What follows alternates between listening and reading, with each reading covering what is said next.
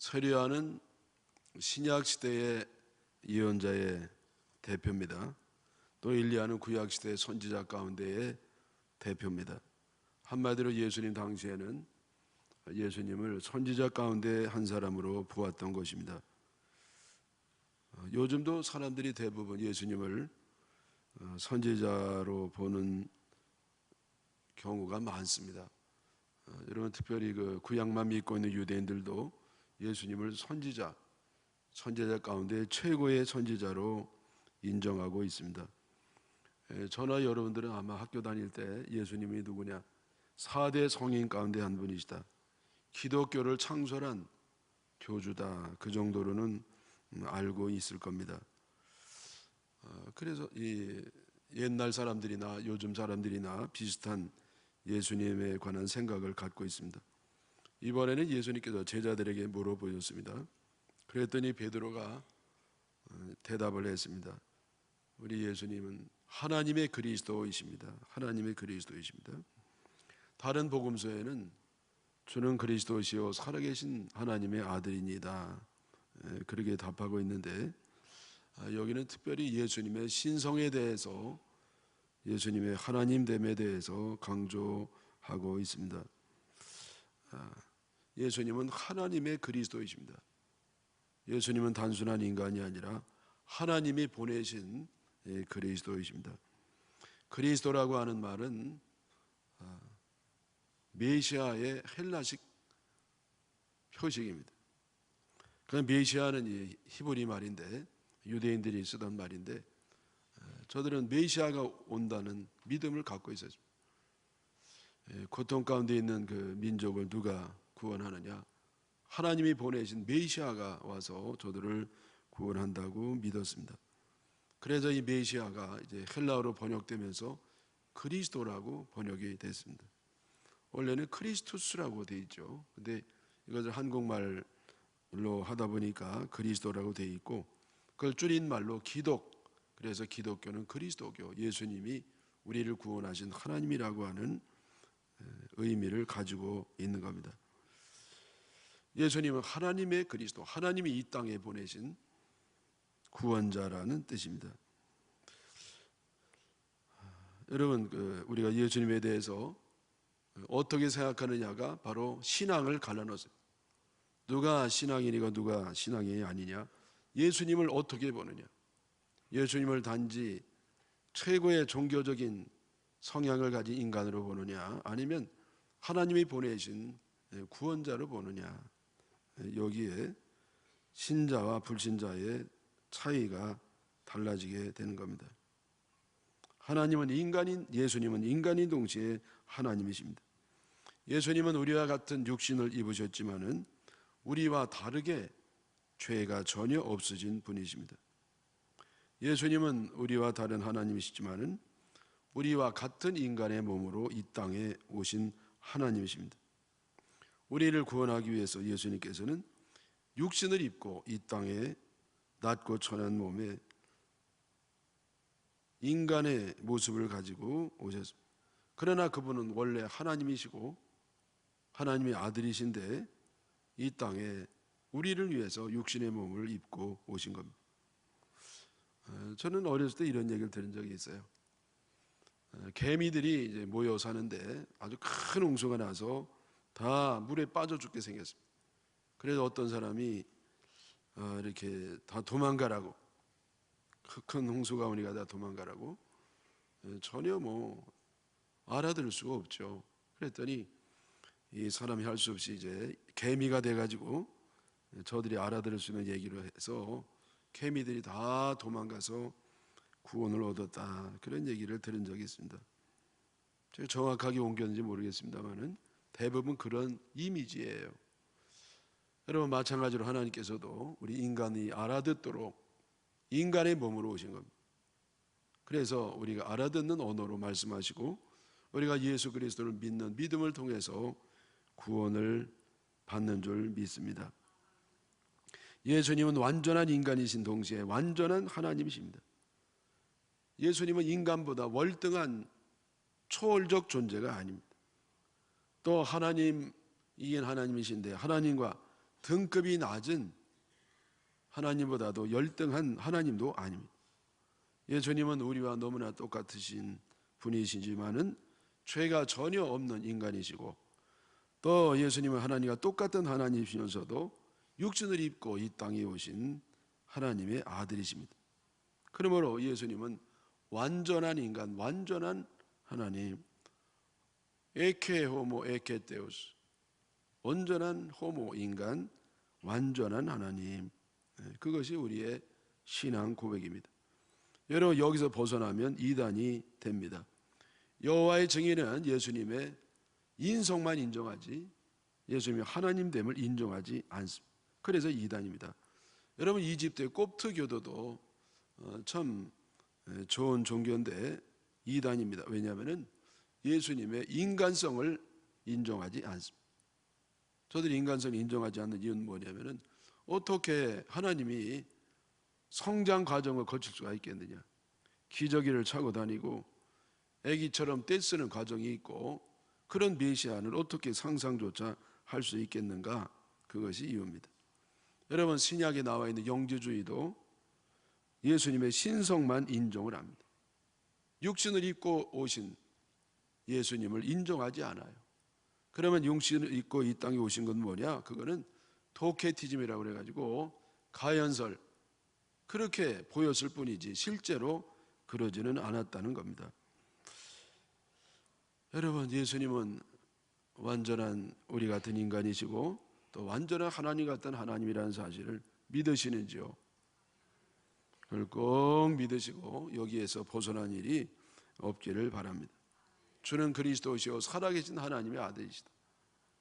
우리 예수님은 하나님의 그리스도, 우리를 구원하기 위해서 높고 높은 보좌를 다 버리시고 이 천한 곳에 인간의 모습으로 오신 참으로 죄가 하나도 없는 여호와 하나님 아들임을 믿으시기를 바랍니다. 예수님께서 우리를 구원하시는 방법도 고난과 죽음입니다. 죄 없으신 예수님이 죄인처럼 고난받고 죽으심으로 우리를 구원을 하셨습니다. 여러분, 이것은 도무지 이해가 안 가는 것입니다. 그 능력이 많고 전지전능하신 하나님께서 얼마든지 쉽고 간단한 방법이 있었을 텐데 하필이면 그렇게 비참하고 아픈 방법으로 구원해 주셨는지 알 수가 없습니다. 그러나 우리가 분명히 아는 것은 예수님은 우리 대신 죽으셨다는 것입니다. 죄 없으신 예수님의 죄인처럼 고난받고 정죄 당하시고 비참하게 죽으신 겁니다. 영모죄를 지었다고 하는 말도 안 되는 죄목을 뒤집어 쓰시고 억울하게 죽으셨습니다. 그러나 그것이 끝이 아니고 예수님은 장사한 지 사흘 만에 부활하셔서 우리를 구원하신 줄 믿습니다. 여러분, 이것을 믿는 것이 바로 신앙인 줄 믿습니다. 우리가 교회 다니는 목적은 구원받기 위해서입니다. 구원받기 위해서. 이게 빠지면 핵심이 빠지는 것입니다. 많은 사람이 복을 받기 위해서, 평안을 얻기 위해서 교회를 다닙니다. 사업이 하도 안 되니까 좀 신앙의 힘을 빌면 사업이 좀 되려나, 또 몸이 하도 아파가지고 백약이 무효니까 우리 주님을 의지하면 좀 나을까나, 운동선수가 신앙을 가지면 집중력이 올라가가지고 금메달을 딸 수 있을까. 여러분, 잘못된 뜻이 아니고 처음에는 다 그렇게 시작을 하는 겁니다. 그러나 거기에 머물면 안 되는 것입니다. 반드시 예수 그리스도의 보혈의 은총을 믿어야 됩니다. 거기까지 가야 됩니다. 그리고 하나님의 아들 예수 그리스도, 하나님의 그리스도이신 것을 믿고 또 그 보혈의 은총을 믿음으로 구원을 받아야 되는 줄 믿습니다. 죄 때문에 이 땅에서 고난을 당하다가 벌받아서 지옥 가야 될 운명에 처했던 저희들이 예수 그리스도를 믿음으로 부활 영생에서 천국에서 영원히 주님과 함께 사는 것, 이것이 신앙의 핵심이요 중심이요 알맹이요 은혜 가운데의 은혜인 줄 믿습니다. 우리가 구원받는 것은 교회를 다닌다고 받는 것이 아닙니다. 직분을 받았다고 받는 게 아닙니다. 구원은 연륜과 직분과 선행과 공로와 상관이 없습니다. 찬송도 하고 예배도 드리고 기도도 드리고 성경도 읽고 헌금도 헌신도 한다고 하지만은 그것 가지고는 다가 아닙니다. 아내가 교회 권사니까 치마폭을 잡고 좀 갈 수 있겠지, 상관이 없습니다. 우리 아버지가 권사요 장로인데 내가 혈통 때문에 구원을 받겠지. 여러분, 구원은 혈통과도 상관이 없습니다. 선행과도 상관이 없고 노력과도 상관이 없고 교회를 저드려도 상관이 없습니다. 오직 하나님의 그리스도, 예수 그리스도의 보혈의 은총을 믿을 때에 우리는 영원한 생명을 얻는 줄 믿으시기 바랍니다. 우리가 기차를 타려면 기차표만 필요해요. 배표 더 비싸지면 안 됩니다. 비행기표 더 비싸도 안 돼. 버스표도 안 되고 극장표도 안 되고 수표도 안 되고 오직 기차표만 있으면 되는 것입니다. 여러분, 우리가 구원받기 위해서는 오직 예수 그리스도, 하나님의 아들 예수 그리스도, 우리를 위해서 고난당하시고 피 흘렸다가 죽으시고 사흘 만에 부활하신 그 예수님을 믿음으로 구원받음을 다시 한번 확신하시기를 축원합니다. 믿음으로 구원받는다고 하는 것은 고백으로 구원받는다는 말과 같다고 할 수가 있겠습니다. 왜냐하면 믿음은 속에 있는 것인데 그것이 겉으로 드러나는 것이 고백이기 때문입니다. 고백은 절대적인 것입니다. 고백은 상황에 따라 숨겼다가 드러냈다가 할 수가 없습니다. 여러분, 믿음은, 진정한 고백은 절대적인 것입니다. 상황에 따라 변하지 않는다는 겁니다. 하도 핍박이 심하고 예수 믿으면 죽인다고 하니까 속으로 믿으면 되지 뭐, 그런다고 되는 게 아니에요. 내가 죽는 한이 있어도 고백하는 것, 그 절대적인 고백이 진정한 고백이고, 그런 고백은 진정한 믿음이 있는 사람만이 할 수 있는 고백입니다. 여러분, 요즘은요 믿음 남발 시대에 저희들이 있습니다. 공짜로 구원받는다고 하니까 너무 믿음을 가볍게, 너무나 쉽게 생각하는 경향이 있는 것 같습니다. 그저 은혜로 된다고 하니까, 아무 대가가 없다고 하니까 너무 믿음을 가볍게 여기는 것입니다. 가라 믿음, 무리 믿음, 착각 믿음, 있는 척하는 믿음, 쭉정이 믿음, 여러분, 그런 믿음이 참 많은 것 같습니다. 여러분, 사형리가요 얼마나 전도하는데 큰 공헌을 한 소책자인지 몰라요. 저도 사형리를 외우고 많이 전도를 했습니다마는 얼마나 감사한지 모릅니다. 그러나 거기 아쉬운 게 두 가지가 있어요. 하나는 뭐냐면은 회개가 없어요. 여러분, 회개 없는 믿음은 담 넘어가는 믿음입니다. 왜 제대로 안 되는가? 회개가 없어요. 자기의 죄 때문에 처절하게 몸부림치는, 통곡하는 그런 과정이 없기 때문에 진정한 믿음으로 들어갈 수 없는 겁니다. 회개가 빠져 있어요. 두 번째는 뭐가 빠졌느냐? 고백이 빠져. 고백. 주는 그리스도시요 내 인생의 주인이십니다. 내가 그동안에는 내 뜻대로 엉터리로 죄지고 살았지만은 이제부터는 주님의 뜻대로 살겠습니다. 이러한 분명한 고백이 있어야 되는데 이 고백이 전혀 없는 건 아니지만은 너무 희미해요. 여러분, 우리의 믿음이 진짜인지 가짜인지 우리는 잘 몰라요. 하나님은 아시죠? 내 뭘 보고 아느냐? 회개가 있었느냐? 또 하나는 고백이 있느냐? 고백. 여러분, 고백할 수 없는 믿음은요, 그건 인정할 수가 없습니다. 네? 여러분, 옛날에 우리 신앙의 선조들이 믿으면 사자밥이 되기도 하고 톱으로 켜져 죽이기도 하고 화형을 당하면서도 끝까지 고백했던 이유는 뭐냐? 그 속에 진짜 믿음이 있었기 때문입니다. 진짜 믿음. 식당에 이렇게 집사는 기도하고 밥 먹어야 되는데 그냥 먹습니다. 왜? 창피하다고, 남들이 본다고. 교회 갈 때 성경책을 들기도 어려워해요. 왜? 남들이 쳐다본다고. 여러분, 그것도 일종의 고백입니다. 고백할 수 없는 믿음은 쭉정이 믿음이에요. 여러분, 진정한 믿음은 고백이 있어야 될 줄 믿습니다.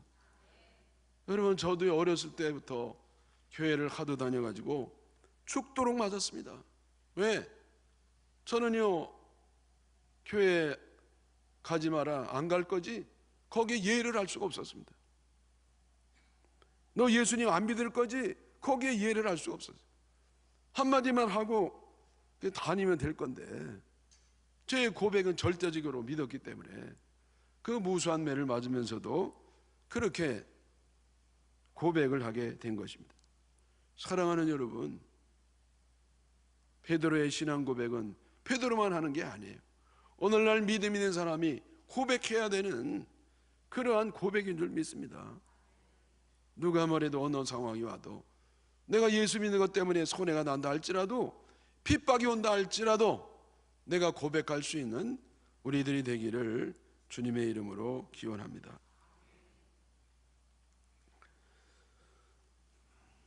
십자가는 주님만 지는 게 아닙니다. 예수님 따르는 자에게도 십자가가 있습니다. 내 몫에 십자가가 있습니다. 내 몫이 있어요. 여러분, 십자가는 주님만 지는 게 아닙니다. 내 몫에 십자가가 있습니다. 십자가는 예외가 없습니다. 누구라도 예수님을 따라가려고 작정하는 사람은 반드시 필연적으로 십자가를 져야만 되는 것입니다. 23절에 또 무리에게 이르시되 아무든지 나를 따라오려거든 자기를 부인하고 날마다 제 십자가를 지고 나를 따를 것이니라. 누구든지 아무든지 예외 없이 나를 따르는 사람들은 제 십자가를 지고 나를 따르라. 여러분, 예수님 십자가가 아니라 제 십자가, 자기 십자가, 자기 몫의 십자가, 여러분, 자기에게 해당하는 그런 십자가가 있다는 것입니다. 여러분, 남편이 평생 십자가일 수가 있습니다. 자식이 평생 십자가일 수 있습니다. 시어머님이 십자가일 수가 있습니다. 십자가는 말없이 져야 됩니다. 왜? 예수님이 말없이 십자가를 지셨으니까. 지다가 너무 힘들어가지고 시안가고 뒤집어 버리면 죄인의 구원은 날아가는 것입니다. 끝까지 참아야 되는 것입니다.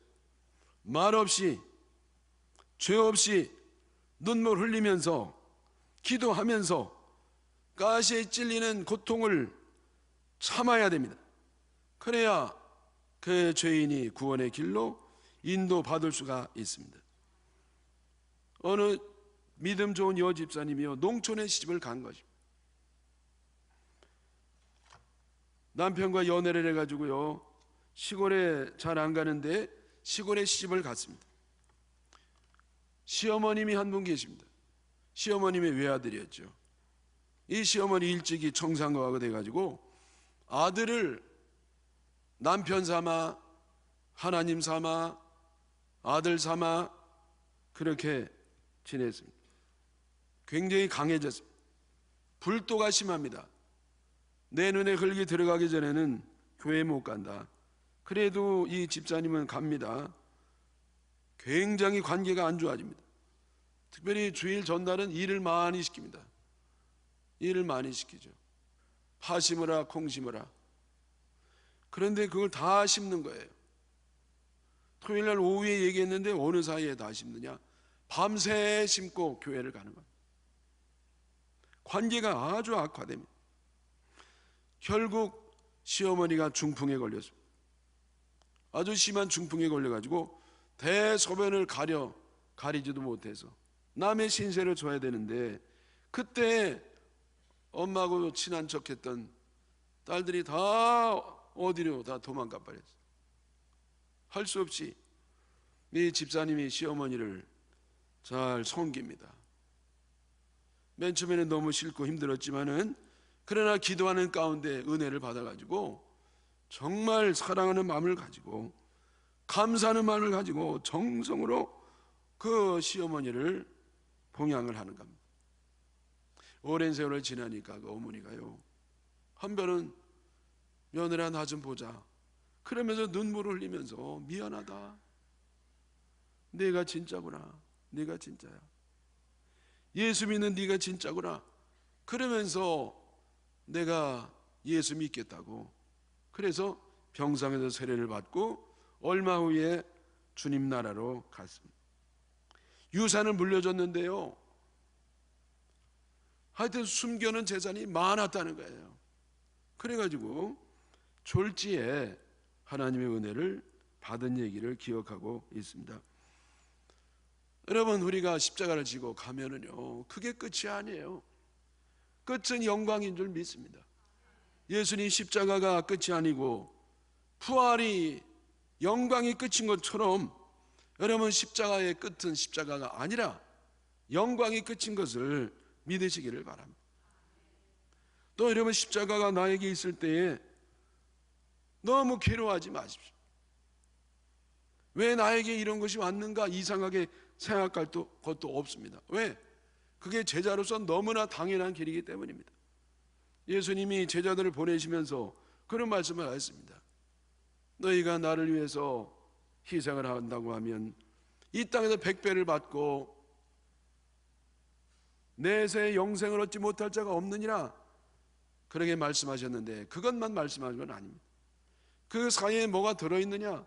핍박을 겸하여 받고, 그런 말이 들어있어요. 핍박을 겸하여 받고. 저도요 이거 그게 기억이 안 나는데 요즘 읽어보니까 핍박을 겸하여 받고가 그 사이에 있더라고요. 그게 없으면 얼마나 좋겠습니까?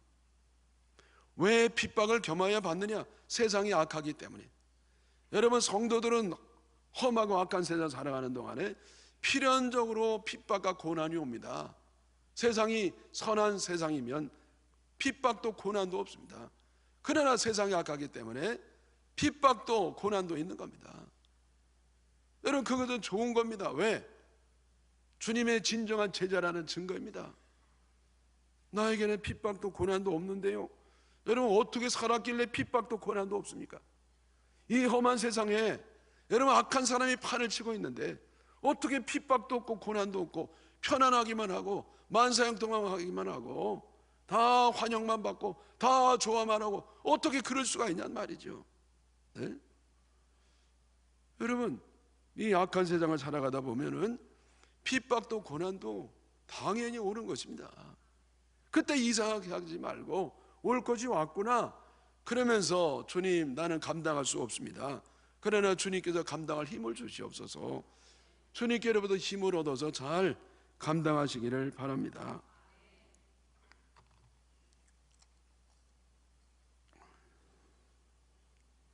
십자가를 도망가려고 하면 더 무거워지는 것입니다. 그러나 기쁨으로 자원해서 지면 십자가가 내 길을 인도하는 줄 믿습니다. 여러분, 내가 고난당할 때 십자가를 바라봐야 돼요. 그러면 주님이 감당할 힘을 주시는 겁니다. 십자가를 바라본다는 것은 십자가 나무를 바라보라는 게 아니에요. 십자가 심볼을 바라보는 게 아니에요. 십자가에 매달린 예수님을 바라보라는 겁니다. 여러분, 우리는요 나를 괴롭힌 사람을 자꾸 묵상하지 말아야 돼. 여러분, 찌르는 가시를 묵상할수록 더 찔려요. 그럼 뭘 바라보느냐? 십자가에 매달린 예수님 바라봐야 됩니다. 죄인을 위해서 아무 죄도 없는 예수님이 피 흘려 죽기까지 하신 그 십자가 달리신 예수님을 바라볼 때 우리는 예수님을 바라보는 가운데에 내가 힘을 얻는 줄 믿습니다. 예수님은 죽기까지 하셨는데, 피 흘리기까지 하셨는데, 대못에 박기까지 하셨는데 나는 아니잖아요. 그래서 우리는 십자가 달린 주님을 바라볼 때에 내게 있는 그 고통을 잘 이길 수 있는 힘을 얻게 되는 줄 믿습니다. 십자가를 제대로 지려면 우선 자기를 부인해야 됩니다. 23절에요. 또 무리에게 이르시되, 다시 한번 읽겠습니다. 아무든지 나를 따르려거든 자기를 부인하고 날마다 제 십자가를 지고 나를 따를 것이니라. 자기를 부인하라는 겁니다.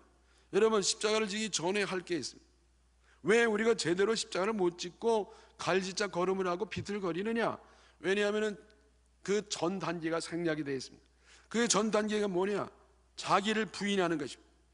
이 자기를 부인한다는 게 뭐냐? 죽는다는 겁니다. 죽는다는 거. 예? 주님, 내가 잘못했습니다. 이것저것 그 정도가 아니라 내가 철저히 죽는 것입니다. 여러분, 신앙은 더하기만 있는 거 아니에요. 내가 그냥 있는 채로, 내가 살아있는 채로 이렇게 더해가는 과정이 아니에요. 신앙은 뭐냐? 반드시 먼저 마이너스가 있어야 돼요. 먼저 나에게 빼야 돼요.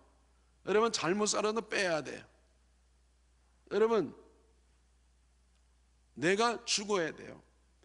내가 죽어야 진정으로 살 수가 있습니다. 나에게 빼야 진정으로 더하기가 되는 것입니다. 내가 여전히 있는 채로 나가니까 여러분, 섞여가지고 제대로 절대로 안 되는 것입니다. 내가 철저히 먼저 죽어야 되는 것입니다. 내 자존심, 내 감정, 내 생각, 내 판단, 내 의, 내 혈기, 내 주장, 내 고집, 여러분, 그걸 다 죽여야 돼요. 그걸 부인하고 그 다음에 십자가를 져야 우리는 제대로 십자가를 질 수가 있는 것입니다.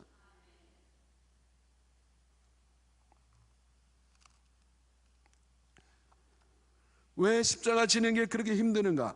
자기가 죽지 않아서 그래요. 여러분, 죽은 사람은 느끼지를 못해. 아무리 가시가 찔러도 여러분, 그게 느껴지지 않는 겁니다. 지렁이도 밟으면 꿈틀한다는데 여러분, 죽은 지렁이는 아무리 밟아도 꿈틀하지 않습니다. 왜? 느끼지를 않으니까. 그래도 사람인데 자존심이 있는데, 여러분, 우리는 죽었다고 하면 감정 없습니다. 다 예수 믿을 때 감정과 욕심을 십자가에 못 박은 줄 믿습니다.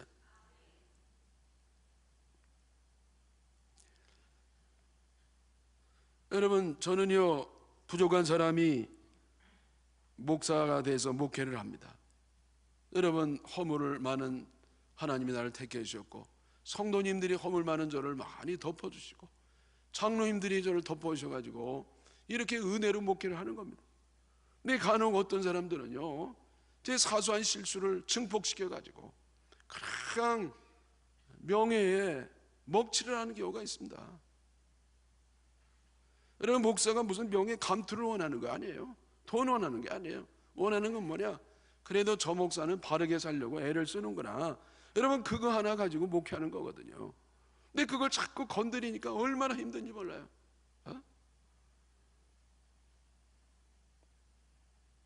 근데 제가 힘들다가 회개했습니다. 왜?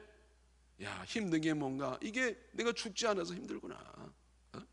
여러분, 제가 죽었다면 뭐가 힘들겠어요? 죽었는데. 네? 여러분, 명예에 대해서 가치를 안 둔 사람이 명예가 없어졌다고 뭘 그렇게 힘들겠습니까? 여러분, 돈에 대해서 가치를 없는 사람이 돈이 없어졌다고 뭘 그게 그렇게 힘들겠습니까? 네? 바울은 세상의 명예, 부귀영화를 배설물처럼 여겼다고 그랬는데, 여러분, 그것에 대해서 죽었다고 하면 가치를 안 두는데 뭐 힘들겠어요? 그래서 내가 죽을 것 같아도 죽지 않았구나. 제가 하나님 앞에 회개했습니다. 여러분, 우리가 괴로운 것은 죽지 못해서 괴로운 것입니다. 바울 사도가 배설물로 여긴 것을 보물단지로 생각하고 있으니까 괴로운 것입니다. 명예는 보물단지가 아니에요. 재물도 보물단지가 아니에요. 여러분, 자존심은 생명이 아닙니다. 그건 뭐냐? 배설물이에요. 배설물. 내가 죽으면 귀한 걸 모르는 것입니다. 감각이 없어지는 것입니다. 그러므로 문제 해결의 열쇠가 뭐냐? 내가 죽는 데 있어요. 내가 죽으면 다 해결이 되는 겁니다. 저 인간 죽으면 해결됐지? 아니에요. 저거 안 보면 해결되겠지? 아니에요. 내가 죽으면 해결이 되는 것입니다. 왜 해결이 안 되느냐? 내가 바등바등 살려고 바등거리니까 해결이 안 되는 겁니다. 여러분, 내가 살아있으니까 가정이 죽는 겁니다. 아내가 죽는 겁니다. 교회가 죽는 겁니다. 나라가 죽는 것입니다. 여러분, 남볼 거 없어요. 한 사람만 죽으면 돼요. 바로 자신. 내가 죽으면 다 살아나는 겁니다. 나도 살고, 가정도 살고, 집도 살고, 교회도 살고, 나라도 살고, 주님도 사는 것입니다. 내 안에 주님이 사는 것입니다. 네. 여러분, 우리는 십자가를 안 지려고 발버둥 치니까 진정한 제자가 될 수가 없습니다. 내가 죽지 아니하고 십자가를 지려니까 칠 수가 없는 것입니다. 해결의 열쇠가 뭐냐? 내가 죽는 데 있는 것입니다. 여러분, 그래서 죽기를 바랍니다. 근데요, 죽었는 줄 알았는데 또 살아나는 거예요. 여러분, 저는요, 웬 못돼가지고 자꾸 제가 심야 기도 때 하나님 앞에 기도하면 얼마나 자유스럽고 편안한지 몰라요. 왜? 내가 철저히 죽었으니까. 근데 그게 오래 못 가요. 다음날 토요일날 아침에 일어나면은요, 새벽에 일어나면 또 힘들어요, 마음이. 그래서 여러분, 인간의